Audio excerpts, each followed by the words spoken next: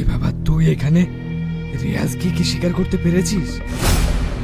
না, রিয়াজকে তুমি জানো? কে ও? মনে আছে ভাই, আজ থেকে 12 বছর আগে যে লোকটা আমাদের বাবা মাকে জ্যান্ত পুড়িয়ে মেরেছিল, রিয়াজ সেই লোকটারই ছেলে। কি? তুই কি করে জানলি? আমি রিয়াজের সঙ্গে ওদের গ্রামে গেছিলাম, আমি ওখানে সব কিছু দেখে এসেছি। তাই যদি হয় তাহলে শপথ কর ওই গ্রামের একটা মানুষকে বাঁচতে দেবো না।